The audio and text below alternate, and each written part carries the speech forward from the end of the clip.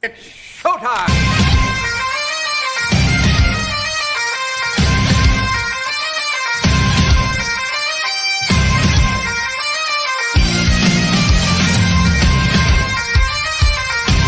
Let's go! Let's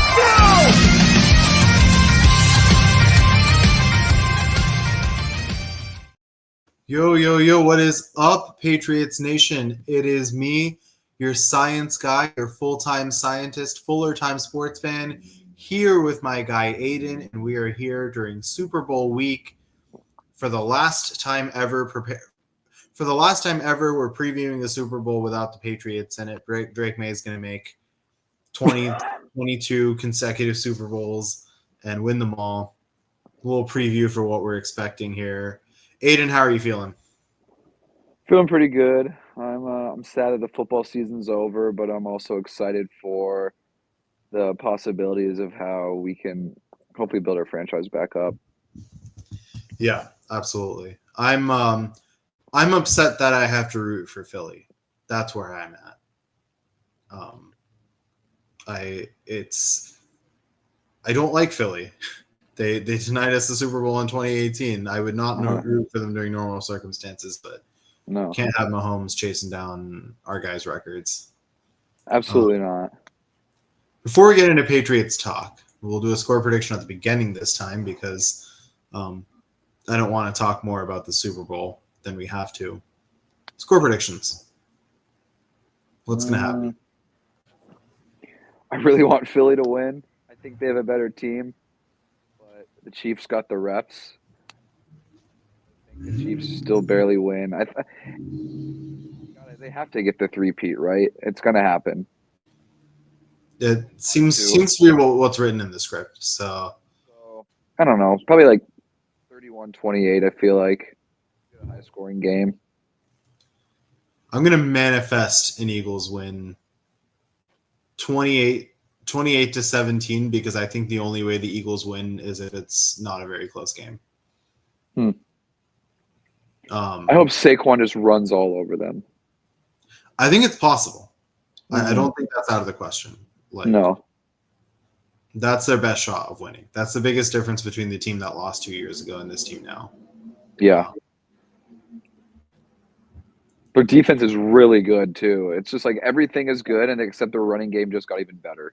They're really good, but they were also really good then. Yeah, but what I mean is like they're as good of a team as they were, but like you said, but better. Is Juju going to lock in again and have a career-defining game? Because he did that, prompting us to take him. Goodness. Juju's going to have a Jalen Polk career stat line on Sunday. So what, like 6 catches, 34 yards, and a touchdown. 6 catches on like 14 targets. Sounds about right. Touchdown at the 1. He's gonna. In that case, he's gonna have a lot of great almost catches. There's gonna be like the barely out of bounds here, barely out of bounds. Oh, almost caught it. Jalen Polk, king of the almost catch. King of what could have been. Yeah. Enough of that. We're done talking about that. Super Bowl is gonna be boring. You know what's not boring? Drake May and the Patriots. We last time we were with you, we were right about to hire Terrell Williams, and we had hired Josh McDaniels. Another hire on the staff. Patriots hired Doug Marrone as their offensive line coach. What were your first thoughts? I mean, honestly, I'm not a huge follow the offensive line coaches, but like my instant thoughts were, I know he was a head coach for the Jaguars when they made that playoff run, wasn't he? Yeah. So I mean, it's nice to see like a coach with winning experience nonetheless, rather than like these new guys who haven't proven anything. Like he's coached at the next level and was a head coach. So like an older guy who like knows what he's talking about and has like been an offensive line coach for quite some time is like that's a good move in my opinion. It's just to like Vrabel's been making good moves, so I liked that. Yeah, completely agreed. He was the coach of the Jaguars the last time they were good, plain and simple. And again, he wasn't always the best head coach. He had an okay stint in Syracuse. He had an okay stint in Buffalo. But at some point, he was able to elevate pretty much every team he was at. He has a lot of experience as an offensive line coach. He was an offensive line coach for the Coast Guard when he first started or something like that when I was looking it up. He's kind of been everywhere. He's been in college, he's been in the NFL, and he had a good tenure. He had a good tenure with the Saints before taking a little break from football. I think it's a good move. The guy knows offense. He's been around offense. He was an offensive lineman, and I think it's this is a position where offensive line coach is where you a position where you need a lot of experience, a lot of you have to know the game inside out. I don't feel like Adrian Clem knew the game inside out, and I definitely don't think Matt Patricia knew the game inside out. Well, I don't think he knew offense inside out. And we need to return to a guy like Dante Scarnecchia who did know the game inside out.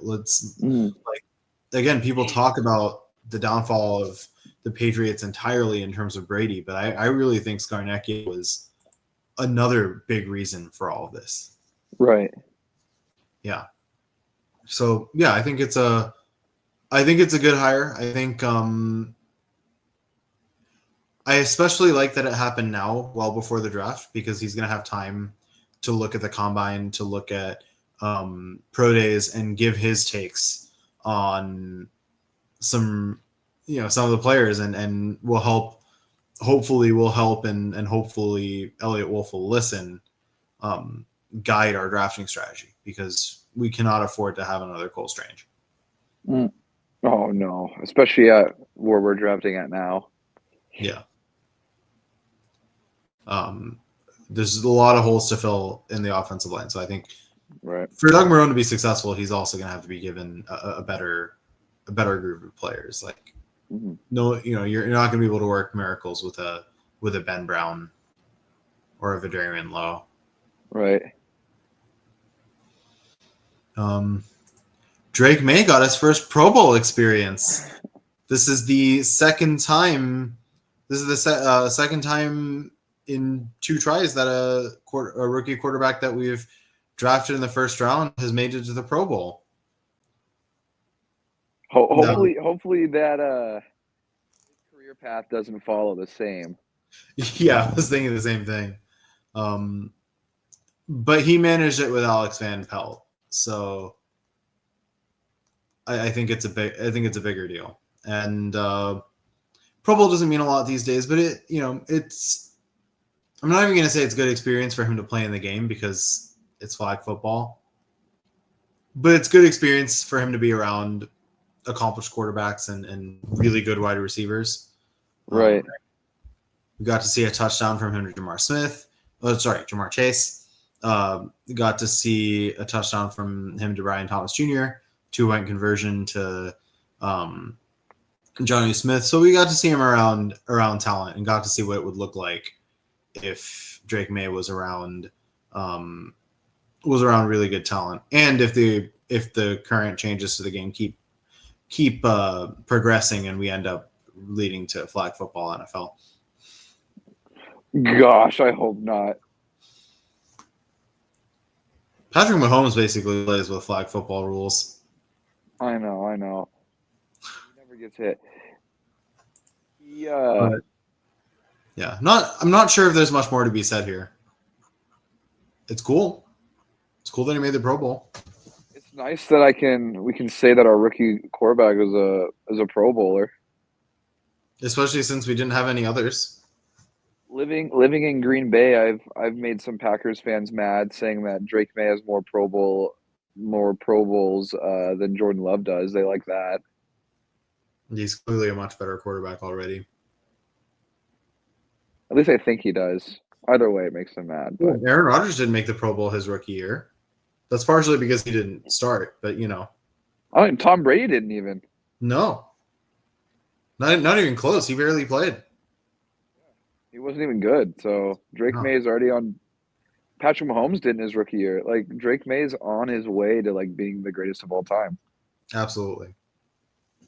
Without any doubt. Well, he's got some stiff competition from Bryce Behringer, but that's really what it's going to come down to. Right. We have two of the greatest players of all time on our roster, and we only win 4 games. Yeah, it's a shame. Mm-hmm. But I hope that he, my goal for him next year is that he makes it without there being any dropouts. I don't think that's impossible. Mm-mm. Sometime in the next couple of years for him to actually make a Pro Bowl and make an all NFL team. I think he's heading in that trajectory. I think how we handle this offseason is going to be a big determiner of whether he actually does that. I think my biggest desire, want, is that he is a Pro Bowler, but is a dropout because we're playing in the Super Bowl. That would be awesome. That would be nice. I miss the times where Tom Brady would be in that situation. Right. We're like, oh, another Pro Bowl he's skipping. Bummer. Yeah. The whole idea of your quarterback has to play in the Pro Bowl. What a nice celebration prize. Well, they used to have the Pro Bowl the week after the Super Bowl, so you would see occasionally Pro Bowl players in the Super Bowl. Oh, sure. Super Bowl players in the Pro Bowl, but then they took that away. Gotcha. I mean, it used to be a fun game to watch. Like, it used to be fairly competitive.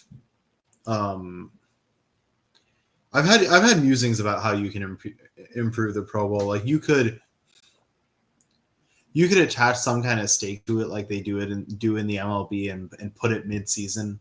It could be interesting as a mid-season type of thing. It would be.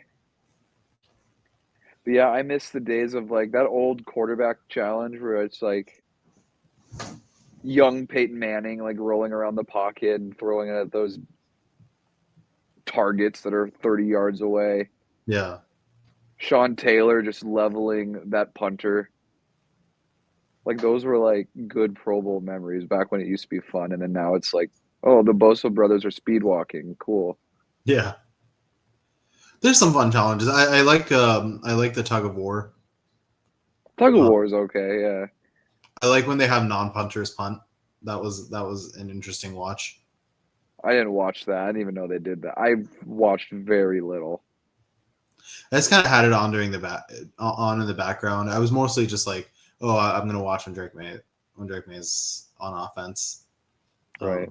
Yeah, they had a challenge where non-punters were punting. I think like the punt, pass, and kick contests used to be a big thing, like to test a player's well-roundedness and stuff. I think they could bring that back. Well, there'd be no need because Behringer would win it all. It wouldn't even be close. He would just punt and they'd be like, all right, we're calling it. I would like to see if, I don't know if Behringer can pass. We haven't really used that much, but I'd like to see some fake punts this year. Every time. Maybe we draft that guy from Bowling Green. I guess it was really their third string quarterback that they lined up as a punter. Uh-huh. But yeah, I'd love to see a Johnny Hecker style punter where you just don't know what's going to happen, or Pat McAfee, like that kind of thing. Oh, Pat McAfee, that would have been awesome. I would have loved Pat on our team. I know. I like that guy a lot. It was really funny when Bill Belichick went on the Pat McAfee show. He's become so much more unhinged since leaving the Patriots. I'm really enjoying it. It's weird. It's weird seeing him like a relaxed Bill. Like he's dating that 24-year-old girl or whatever, but like he's pretty active on like social media, which is super weird. Like you'll see him comment on stuff on Instagram. It's weird. I have a weird feeling things are going to go really well in North Carolina. Oh, I bet. He's going to develop the next Drake. He's going to develop like a Drake May at every position, bring him to feed that guy to New England. And Yeah, we don't need. There's gonna be a point at which we don't even need to figure. We don't even need to figure out who to draft. We just need to figure out who the best player from North Carolina is that year and draft them. We just got to take the white slot receiver that North Carolina has. Oh man, I would love to have our next Chris Hogan. We need another Chris Hogan, or like a Julian type. I can't Welker. Can't believe I just said Chris Hogan and Julian Edelman in the same sentence. I'm sorry, Julian. That was not, Chris Hogan first. Yeah, of course. Yeah, I mean, yeah, the white multi-talented slot. Like we went from we had Welker, we had Jules, we had Hogan. Not a bad track record. No.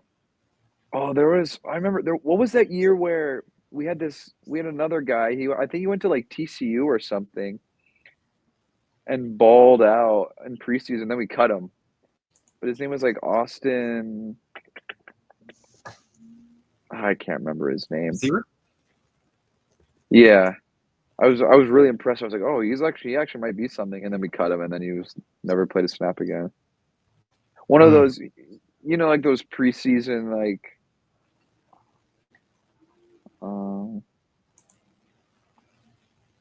Let me see if I can find him. No, he didn't go to TCU. He went to Northwestern. Oh, you're thinking of Austin Carr. Yeah. Yes. Every once in a while, you have those like preseason MVPs. Trey Nixon was a big one. He was a beast in preseason. We also there was a tight end years ago that like big long, like really long hair. He looked like he was gonna be good, and then he tried to be a bum. I can't remember his name either though. I thought when you're talking about like TCU, I thought you were thinking of like Josh Boyce or something. No, I don't think he was ever good. That was a terrible pick.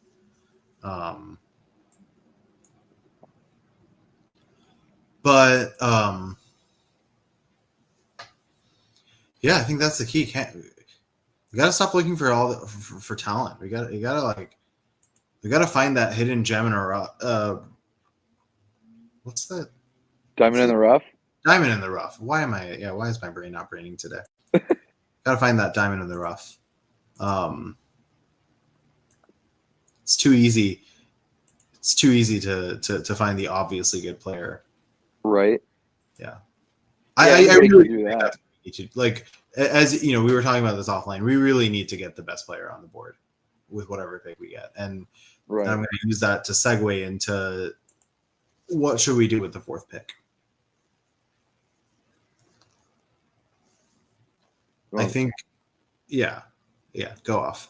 Oh, sorry. I didn't know if you were asking me or if you were just throwing the question out there. But ideally, yeah, I think like we talked before, when we pick that high, I lean towards you got to take the best player, like the blue chip options, obviously other than quarterback, because like that's the only position where there's just one of them, like really that you, or I guess like running back and stuff. But I mean that's. We don't need that. We got to pick the best available player. So I think it's either Abdul Carter or Travis Hunter would be my fourth pick options. But it's looking like it's either Travis Hunter or I don't know whoever else the Patriots see fit, unless they trade back, because it's almost seeming.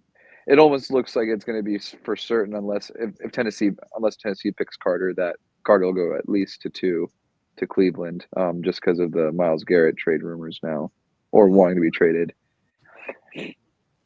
Yeah, absolutely. Very, very much my take is that the moment Travis Hunter goes off the board, we need to trade back. Yeah. Abdul Carter is a really special player, but I would like that balance of taking the best player on the board and still addressing a position of need. I just don't think that's a position of need. I think I really like what we've seen from Keon White. I think Anthony Jennings is still on the rise every year. as a pass rusher. Juwan Bentley's coming back. He can rush. He can rush the passer at times. Dietrich Wise has his moments too. Like, we have a good enough pass rush that I just don't think it's a focal point right now. And defensively, cornerback is where we need depth badly. We need a second option for Christian Gonzalez so that Jonathan Jones can play at the 3 and actually be in a position where he can really contribute. We also need depth at safety, but I've continued to maintain this position, and I will keep doing it. I don't know why Adrian Phillips is still a free agent. I think we should just snag him back. Mm-hmm. He was a really good system fit for us, and I don't see the defensive system changing all that much. I think the execution will be a lot better under Vrabel, but there's no need to change what has been working for all this time. Mm-hmm. I have a few things in my, like, I think we should trade, like, regardless of what we do, I think we should trade back from 4 to roughly 8. Like, I think we get a team in that, like, 20 to 32 area that wants, like, a top 10 pick or a top 5 pick. We get them to, like, we go from 4 to 8 in exchange for, like, yeah, we give the 4 pick away in exchange for, like, 8.25 or something, and maybe like a 3rd or 4th round pick in addition. And sure. At that point, like, at the 8, there are a lot of options. You can look at a Will Campbell to address the offensive line. That would be a smart pick. You can look at a Will Johnson to address the secondary. That would be a smart pick. And then at the like early 20s position, you can start thinking about a Luther Burden or a Gbuka type receiver and see what you can do there. So there are plenty of options. I just, as special as Abdul Carter is, I feel like it would be a waste of a pick to take him there just because I don't think we're oversaturated at that position, but we're just so undersaturated at so many other positions that we don't have the luxury of acquiring depth right now. Right. I think it'll be interesting. Yeah, Like, with the hype that Abdul Carter is getting, I would love to see Travis Hunter fall to us. and honestly, like, usually I'd be on the draft for need, but, like, with the potential of Carter just being, like, the game record that so many people think he is, like, that could be, even if we have, like, good depth, that sometimes just picking the best player available is, like, the way to go. Yeah. So, I mean, I don't know. It is tricky, especially where we're at, because we have so many needs, but it's like, what do we do with that? I'm like my thing is, like, it could be a Myles Garrett situation, but it could also be a Jadeveon Clowney situation. Right. Where that pick just could have been used elsewhere or just traded back for multiple. Like, I think since we have so many deficiencies, if we can turn that pick into multiple really good players, I would prefer that to an Abdul Carter. I would be very surprised if Abdul Carter falls to 4. I don't think he should. I don't think he will. I think he goes 1 or 2. The only like, given the contract that Deshaun Watson is on, I don't think Cleveland has a choice but to continue to trust that he's going to get better. I don't think he is, but I think they have to keep trying to make that work because they've wasted so much money on him. Because otherwise, I'd suggest that Cleveland try to get a quarterback. Mm-hmm. I could see them trading out of their pick. Given that they're not that they don't need a quarterback, but they don't want one, I guess is the way to put it. But I also feel like Abdul Carter would be a great fit for them. Right. Yeah, very, very interesting. It's Who's picking 3 again? I already forgot. It's Tennessee, Cleveland, and who? what is in New York? I couldn't remember if it was New York or Las Vegas. I think it's New York that everybody clowned the Giants for winning, and then they got back ahead of us in the draft order. Let me look it up though. Let's not guess. And I think New York needs a quarterback badly. It's unfortunate for them that they need a quarterback because this is not the best quarterback draft. There are a lot of questions. I know. Well, that's also what sucks about us having the fourth overall is like it's such a weak quarterback class. I feel like no one's gonna really be like wanting that fourth trade up for the fourth all that much. He's gonna take the quarterbacks off the board, leaving us with our pick. Like, oh no, let's trade up for the fourth overall so we can get Jalen Milroe. Like, that's not gonna happen. Yeah. What I do want, like, curious question for you. Going to pose a scenario for you. We're at the 4. Abdul Carter and Travis Hunter are both on the board.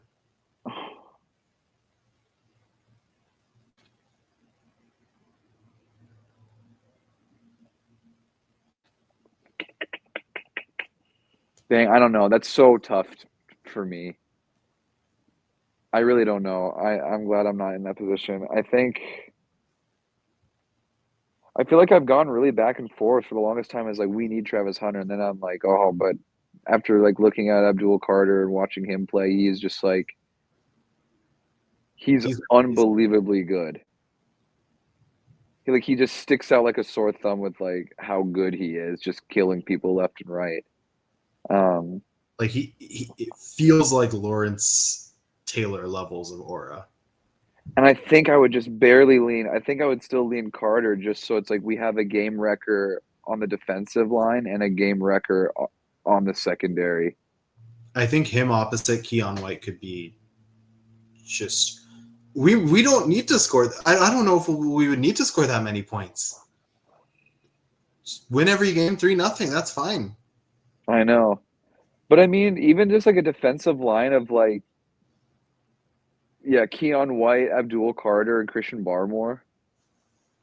And like, I don't know, whatever other defensive tackle you want to throw in there. Bradshaw, Akwale, like it's a good line. Yeah. And then, I mean, we could still address secondary like at some other point. Like I don't know how deep the class is, but I just feel like the jump from Carter to anybody else is pretty insane. Yeah. It would be really tough. I very slightly lean towards Hunter because you could potentially be addressing 2 positions at once. Right. Or because my thing is like you essentially get 2 chances with him where if you find out that he's not ready to be an NFL level corner, you can try him out at receiver. And if you find out that he's not ready to be an NFL level receiver, you can try him out at corner. You can use that preseason to get 2 chances for him to become an NFL ready player. I feel like that's a tempting opportunity considering that both of those positions are dire needs for us. Sure. Where Carter would be an insanely amazing luxury that I would love to have. But for me, it's the fact that at times the secondary play was so bad that like, wide receiver play and secondary play were things that lost us multiple games. Almost every game. Like, and for me, that's the difference maker. The fact, like, other teams have needs at these positions. We have no talent at receiver right now in terms of like top level receiver talent. With all the due respect in the world to Bourne, Booty, and Douglas, who are quality second and third options. but they're just not wide receiver ones. They're not, and No, we need as many that's chances okay. as we can get to address that position. That being said, if the vision right now, if the vision is to get someone on free agency and just accept that we don't know how to draft wide receivers in early rounds, and we're just going to try to get our next Douglas and Booty in the 6th round again, sure. In which case, we look at the fact that there are some really good wide receivers that might be traded. Transitions. It's a good one. It's a good one. Found out yesterday that Cooper Kupp is available. We're looking for our white mamba. Can actually get a white number 1 receiver. He'd be the next big slot that we need. We would add him to the grouping of Wes Welker and Edelman and Chris Hogan. Yeah, I think he'd go. I would hope he would at least surpass Chris Hogan, given how talented of a player he is.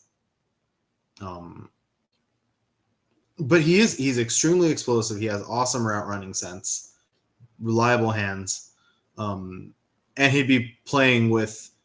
I don't think the quality of quarterback would be declining, frankly.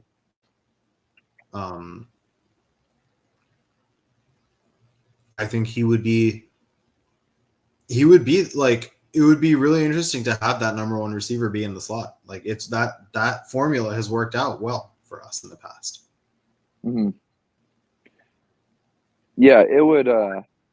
He seems like he'd be a perfect Patriot, just because of the kind of player he is. But I'd be curious to be like, what exactly would we have to give up to get him? Yeah, it would. No, I was gonna ask would you give up the 4th pick for him? No, that's what absolutely I was. not. He's way too old. It almost seems like, I don't know. It almost seems like you're going to get him for a discount because the Rams made the move in saying they're shopping him instead of like people approaching them to try and get him. Like, they've already kind of shown that they're out on him.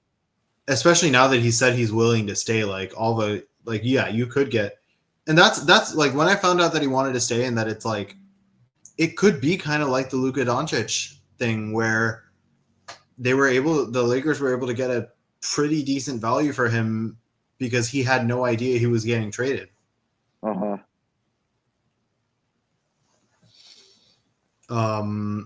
So for a good value, I would definitely be okay with doing that. I'm still, my heart is still set on a guy like T. Higgins, but because I really don't think the Bengals, with them out there, probably going to have to pay Chase, that they're going to be able to keep Higgins. And I really think he could be a special receiver as a Patriot. Yeah, I think I'd put Kupp as like the 3rd on my list, just because like T. Higgins and Godwin are both Right. younger. And then, I mean, you would only just be paying their contract or whatever instead of trading something and taking over the contract that they're already giving Kupp, the Rams are. Godwin's a firm 2nd under Higgins for me, just because of the injury stuff. Right. If we're investing in a number 1 wide receiver, I feel like we need them to be consistently healthy. And I feel like Godwin would be like a really, in a lot of other free agency classes, I feel like he would still be at the top of the list. But like, it seems like a player of Higgins' caliber doesn't really happen all that much. Yeah. Yeah, absolutely. I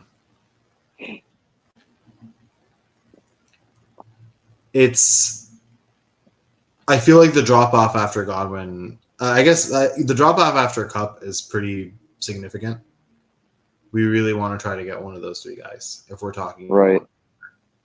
And if you want to add like a Darius Slayton in addition to something like that, sure, go for that, because I really like Slayton. He's definitely one of my targets, but I don't I don't see that as the number one option. No. Yeah, and this is like all the other guys are just kind of old coming off of injuries, like Diggs. No, Amari Cooper's done nothing in Buffalo. D-Hop looks really old. Amari Cooper being completely useless was not something I saw coming. No. Kadarius Toney's a free agent, though, I see. Interesting. That one's hard to predict. I feel like he could either be really good or really bad. I haven't seen enough. Like, I would still take a Darius Slayton over him. Right, because he's at least done something. Yeah. I feel like we've done a lot of gambling on players that have like a high ceiling but a low floor, and we've been getting the low floor more often than not. Mm-hmm. I think we need to have someone that has a proven track record. Right. Which is why any one of Godwin, Cup, or Higgins would be fantastic. Because they have proven that they can perform at the highest level.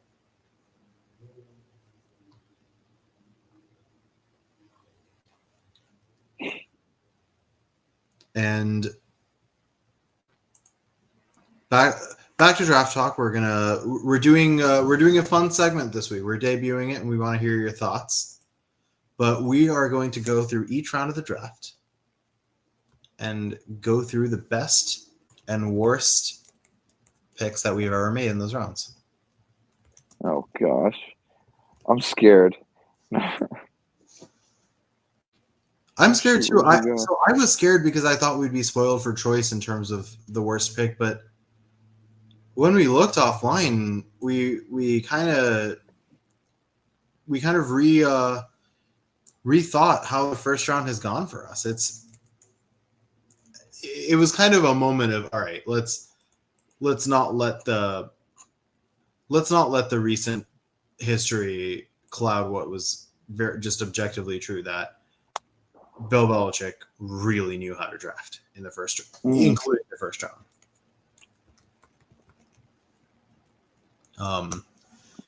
I'll let you go first.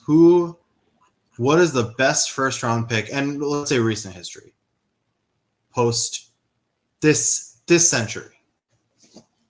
What is the best first round pick, considering value, like considering where we picked that we've ever made? Let me check again. Hold on a sec. Sorry, I'm posting a list that list back up real quick just so I can remind myself. There's a lot of ones. I just don't know how recent. You said before this century? No, yeah, this like 2001 on. Okay, 2001. There's a lot to choose from.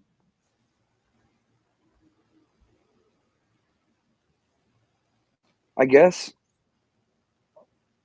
I think for me it would have to be either like Vince Wilfork or Logan Mankins, just for the longevity and like just kind of being just the staple at their position for so many years. Like Mankins was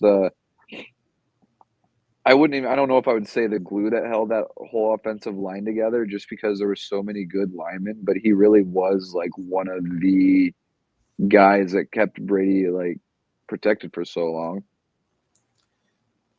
And then Wilfork was just like he was one of my favorite players, like just huge, like humongous guy. His interceptions were the coolest highlights ever because it's he's running so slow, but like he was just no team can run up the middle just because he would just plug up the lane. So I mean that was really helpful in our run game. So I think we had a lot of good first round picks, but I think those are the two that I would probably lean towards. Yeah. But I mean, like I said, there's tons of them.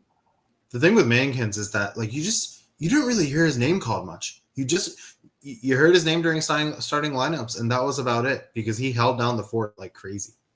Mm-hmm. Didn't get called for flags, Didn't allow people past him. That's No, the job. was he one of the guys that we let walk too? And he goes to Tampa Bay also, I think. Was he? That would make I me can't angry. remember. I want to say he did. Yeah, I see him in a Tampa Bay jersey. You traded him for Tim Wright. Oh, that's right. The tight end. We were looking for you know what? We were looking for an equivalent to the Luka trade. That's a contender right there. Right. Mankin for Tim Wright. That's bad. I wonder what. Let me look at Tim Wright's career stats here. And then yeah, like you said with Wolfork, just absolute force, just very, very difficult, very, very difficult to game plan for any offensive player and any offensive. Yeah, so Tim Wright played 3 seasons. In his lone season with New England, he caught 26 balls for 259 yards, and he had 6 touchdowns, but hardly worth it. But again, like the player Luka traded for, like Anthony Davis is also a good player. He's just not generational franchise altering. And with his age too, yeah. I think those are both great picks. I'm going to go with this is tough. I'm going to go with McCourty. Just the sheer amount of time he played, the amount of time where he just made it so that we didn't have to think about the starting safety position for so long. It was always who's playing opposite Devin. Mm-hmm. Never had to worry about that safety one. No. He was intelligent. He was aggressive. He was a good hitter. Great game sense. Like one of the smartest Patriots that we've seen. Like I would not complain at all if he became part of the coaching staff. Well, it was even wild. I think we drafted him as a corner. Yeah, he worked as a corner. He was a good corner. He was just an unreal safety. And that's where Belichick's acumen came in. You took a starting level corner and you had the guts to be like, you're better as a safety. And it worked. Give a special shout out to the 2012 draft where we drafted Chandler Jones and Dante Hightower in the first round. That probably is up there with the best rounds that we've had, although Vince Wilfork and Benjamin Watson probably edges that out. Right. Because Benjamin Watson was also an underrated pick there. One of the best tackles of all time.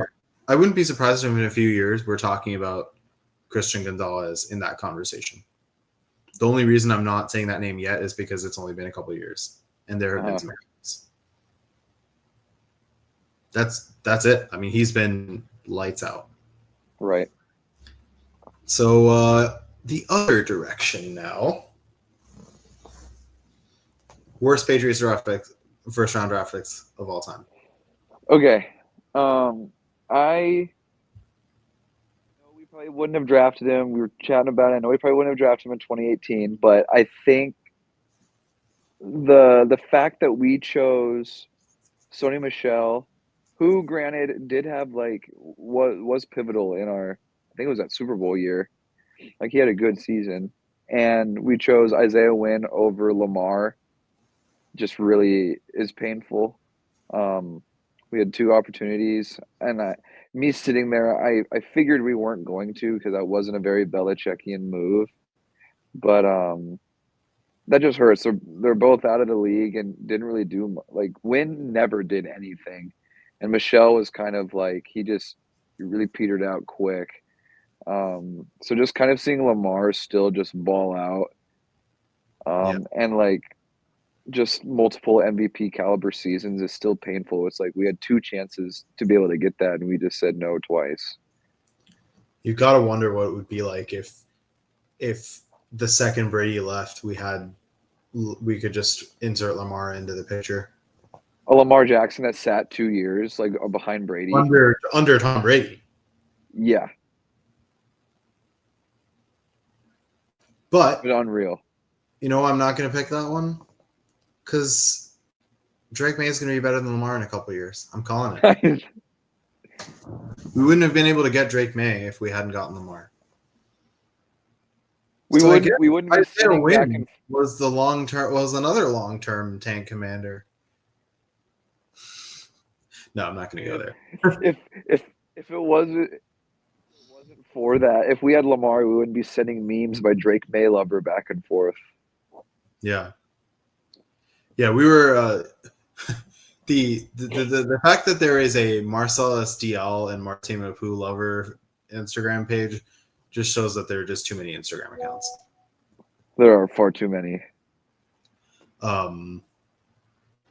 So unfortunately, recent history has us spoiled for choice in terms of worst first round pick ever.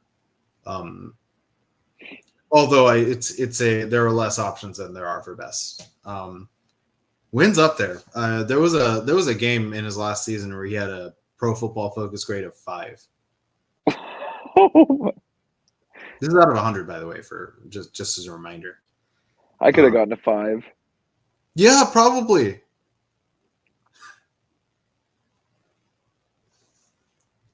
It's tough. I'm going to say N'Keal Harry because I think that's what killed the Tom Brady era. I think the fact that we picked N'Keal Harry instead of an AJ Brown or Deebo Samuel, who not only could have kept Brady here for longer, but also could have could have been the number one receiver post Brady, even if that hadn't been the case. Imagine an AJ Brown, DK Metcalf, or Deebo Samuel. Any of these people right now would be talking a very different situation. So right. That's what I'm going to go with. He had multiple really, really bad years. The combination of that and then trading, I think we traded a second, right? That's up there as well. Trading For Muhammad, Sanu? yeah, trading a second for Mohamed Sanu. Belichick loved him for whatever reason. Then we hardly used him. What was his? Let's look at Mohamed Sanu in New England. This is a sad night. We were trying to turn him into a number one receiver for whatever reason. His only season, he only started 6 games in New England. And he had 26 receptions for 207 yards, and we traded a second round pick for that. That's like that. Yeah, that's like N'Keal Harry, Nelson Aguilar type numbers for us. Not good. And he never his best season was 3 years before that, where he had 800 yards. He never had a 1,000-yard season. We traded a second rounder for him. Yeah, but Cole Strange has to be up there. He's right up there with Harry for me because not only did he not play very well when he's on the field, but he wasn't even on the field very much. Mm-hmm. And I know he's still technically a Patriot, but and I'm an optimist, but I'm not that much of an optimist to say that Cole Strange is going to magically figure it out. Doug Marrone's a good coach. He's not God. No. Ew. Ooh, I didn't realize how bad Maroney was too. He was made to feel better than he was just because he was on such a stacked team. But yeah. More than 850 rushing yards. 745, 835, 93, 757, 74, and then he was out of the league. He was only in the league 5 years. Yeah. But there were a couple, those are not great numbers, but they were not horrible numbers either. He was an okay running back. Yeah. He was an okay running back. But yeah, there are some man, we drafted well. We drafted really well. Gerard Mayo, we got. I'm gonna completely forget about I'm going to pretend last year didn't happen and just think of him as one of our best linebackers of all time, in which case, great pick. I know. I just didn't pick him out of spite. I was just like, I can't. He was the bridge guy for Mike Vrabel. Let's just put it that way. He was this year's tank commander. There are too many players to choose as a tank commander, so this year. So we got to go with Gerard Mayo. You gotta see the silver lining. Mayo's gonna be the reason we get either Abdul Carter or Travis Hunter. We're gonna be talking about Mayo the same way we talk about Chad Ryland. All hail Chad Ryland. I don't think so. I think I love Chad Ryland. I don't love Mayo. Yeah, it's hard to. Mayo's the head coach. Chad Ryland was still just a 4th-round pick. And next week we'll be back with the 2nd round, as well as talking about how Brady's legacy is completely protected as Mahomes lost to the Philadelphia Eagles. Oh, I hope so. I want Saquon to win so bad too. Yeah, that's the one thing that makes me a little bit comfortable with rooting for Philly. Like, Saquon is a guy worth rooting for. He deserves it. He needed to get out of New York.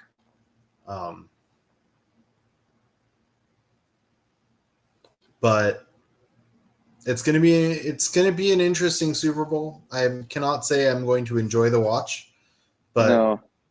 I also, as an NFL fan, cannot not watch it. So I'm going to watch it. I'm going to live through the whole thing. And if Kansas City starts winning, I'm going to have a lot of beer. And that's just how it's going to be. You're going to have to call into work on Monday. Yeah, that's the nice thing about being a PhD student. I work a lot of hours, but I work the hours I want. That is a nice thing. No Monday work. Yeah, I'll have to.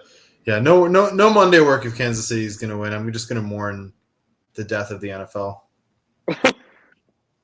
And the rise of Goodell and his buddy Mahomes. Because the one good thing if Kansas City wins is that hopefully Travis Kelce will call it quits. Oh, that would be nice, because then we don't have to hear anything about him or Taylor Swift. Ah, that's true. But I still don't think it's worth Mahomes getting 4 Super Bowls and a 3-peat. No. It's just a little too close. Then you'll also start hearing people talk about Andy Reid over Bill Belichick, which I have already seen talk about that. It hurts. It's our dynasty. No one should be able to come near it. Yeah. Yeah, let's keep talking about how Belichick couldn't win without Brady and completely ignore the fact that Andy Reid can't win without Patrick Mahomes. Yeah, it's true, because didn't we beat Andy Reid in Philly? Mm-hmm. Mahomes. And he had good quarterbacks. Yeah. Belichick would have won a Super Bowl with Donovan McNabb. Just saying. If he had McNabb over Mac Jones, that would have been a Super Bowl team. Yeah. Even McNabb at his age now. let's not go that far. Yeah, so let's take Dan Orlovsky off ESPN and see if we can win a Super Bowl with him. Edelman could come back off of being an analyst and probably be our number 1 receiver. I'm convinced that if we brought Edelman, Amendola, and Gronk back, that they would be better than our current wide receiver core. They would be a phenomenal coaching staff too. That would also be a good coaching staff. They could play a double role. It's true. And Behringer can coach them. Exactly. Yeah. There you go. We've got it all figured out. Right. They should put us in the front office. I just need a few $1 billion, and then I can own the team. Yeah, it's not hard to come by. It's just Yeah. If anybody's watching and thinks that we'd be good owners, just toss us a couple billion.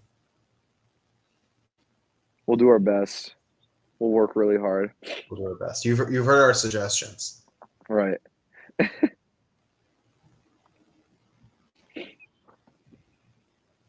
We just clone Bryce Barron. I could use my biology skills to make 22 Bryce Barrenders, Make the entire team Bryce Behringer.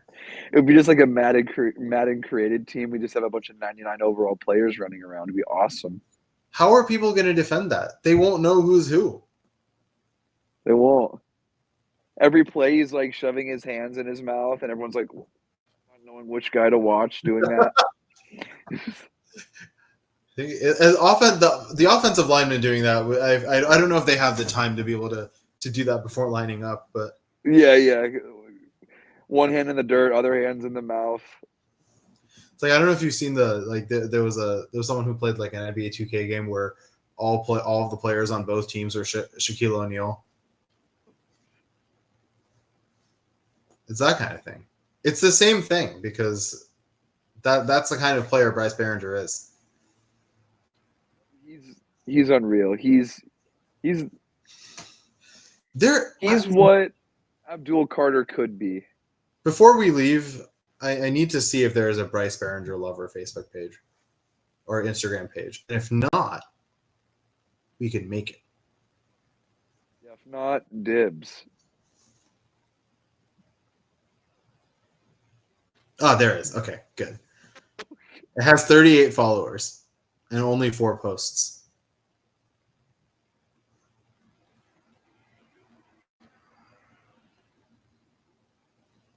Well, there it is.